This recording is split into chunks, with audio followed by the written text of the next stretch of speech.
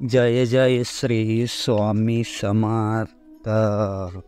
नमस्कार प्रेम भक्ता. आयुष्याच्या वाटेवर चालताना तुम्हाला कधी दगड आडवे येते, तर कधी तुमच्या पायामध्ये काटे शिरतील, तर कधी तुमचे पाय उन्हाने भाजतील. परंतु संकट किती दुःखही आलं तरी आपल्याला चालत नाही, कारण देवाने दिलेले हे सुंदर आयुष्य आपल्याला सुंदरतेने सकाळीच आहे. वाटे तुम्हाला अनेक खडे येतील, अनेक चढ उतार येतील, परंतु नेहमी आपल्याला आपल्या जिद्दीने देवाच्या शक्तीने पुढे जात राहायचे आहे. जोपर्यंत भगवंताची शक्ती तुमचं रक्षण करत आहे, तोपर्यंत तुमच्या जीवाला धोका नाही. आयुष्य हे आपल्याला सुंदरतेने जगायचं आहे. आयुष्य खूप सुंदर आहे, फक्त त्याला बघण्याचा दृष्टिकोन बदला. कोणाच्या आयुष्यामध्ये दुःख येत नाही, कोणाच्या आयुष्यामध्ये वाईट दिवस येत नाही. या पृथ्वी तलावर एकही असा माणूस नाही की ज्यांच्या आयुष्यात कधी दुःख आलं नाही, याच आयुष्यात कधी वेदना आल्या नाही, त्याच्यात कधी संकट आले नाही. प्रत्येकाच्या आयुष्यात येतातच, परंतु जो धैर्याने त्याचा सन्मान करतो त्यावरती विजय मिळवतो. म्हणून देवाची भक्ती करत असताना आपल्याला अशा काही गोष्टी समजून घेणे गरजेचे आहे, ज्याने आपल्याला मनात सकारात्मक विचार राहतील आणि आपला देवावरती असलेला विश्वास आणखी दृढ होईल. अशा काही गोष्टी आहेत ज्या तुम्हाला समजला तर तुम्ही आणखी आनंदाने प्रेमाने भक्ती करू शकता.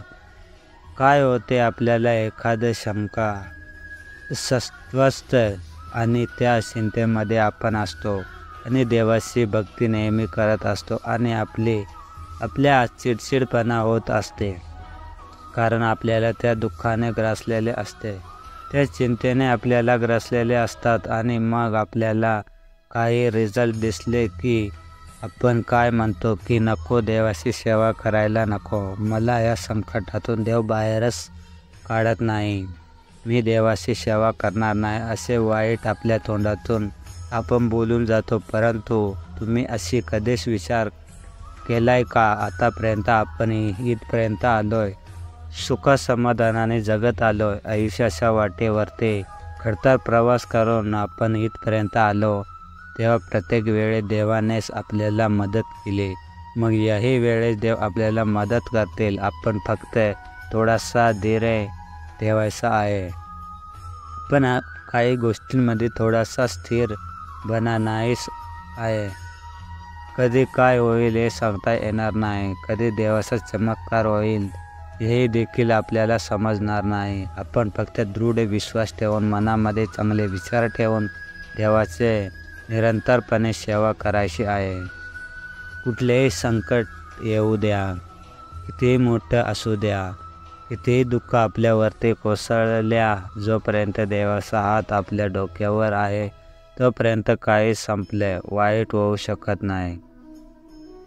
हेही दिसून दिवस निघून जातील, तेही वाईट दिवस संपून जातील. चांगले दिवस जास्त वेळ टिकले नाही, तर वाईट दिवस काही जास्त दिवस टिकणार आहे. या जगामध्ये कुठलीच गोष्ट कायमची टिकत नाही. कायमचे राहिले ते भगवंत राहतील, बाकी सर्व जास्त राहतील. हे कलियुग आहे, आधुनिक योग आहे. या योगामध्ये तुम्हाला काही ना काही अनेक गोष्टी सहन कराव्या लागतील, अनेक गोष्टींचा सामना करावा लागेल, कारण तुम्ही बघत आहात की या जगामध्ये पाप किती वाढला आहे. आजकाल मुख्य प्राण्यांची हत्या केली जात आहे, मनुष्यांची हत्या केली जात आहे. अजय एवढा महत्त्वाचा सुद्धा लोकांनी त्याची किंमत नाही. आजकाल मुलं बाळ आपल्या आईवडिलांना सांभाळत नाही. अनेक प्रकारे पापी आपल्या जीवनामध्ये वाढत चालला आहे, परंतु या पापी जगातही आपल्याला देवाची सेवा करण्याची संधी मिळाली, आपल्याला भगवंताची चरणाशी राहण्याची संधी मिळाली. हीच आपला खूप मोठा नशीब आहे आणि आपणही नशीब जोरावर राहणार आहे. फक्त किती अडचण आल्या, किती दुःख आले तरी देवाची साथ मात्र तुम्ही सोडू नका, कारण जोपर्यंत तुम्ही देवासोबत आहात तोपर्यंत तुमचा केसही कुणी वाकडा करू शकत नाही.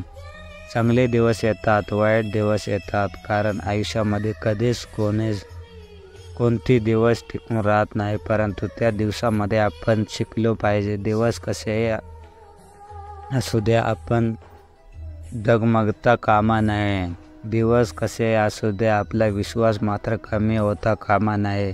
या गोष्टींवर जर लक्षात घेतल्या तर नक्कीच आपण आनंदाने देवाची सेवा करा, कारण आपल्याला माहीत आहे एक ना एक दिवस चमत्कार नक्की होणार आहे आणि त्या चमत्काराची वाट आपण बघत आहोत. दिवसेंदिवस आपला विश्वास वाढत चालला पाहिजे, कमी होता कामा नये. तुम्हाला असं वाटत असेल की देवाने आतापर्यंत कुठला चमत्कार माझ्या जीवनात केला नाही. तुम्ही ज्या वेळेस जन्माला आला तो पहिला चमत्कार झाला. त्यानंतर तुम्ही वाचायला, लिहायला, बोलायला दुसरा चमत्कार झाला. तुम्हाला एवढी चांगले आई वडील मिळाला, हा तिसरा चमत्कार झाला. अनेक चमत्कार आपल्या जीवनात घडत आहेत. अनेक संकटातून तुम्हाला वाटवला आहे. अनेक वेळा तुम्ही पडले असता, परंतु पडताना तुम्हाला देवाने सावरला आहे. तुम्हाला असं वाटत असेल की देवाने काहीच केलं नाही. श्री स्वामी समर्थ.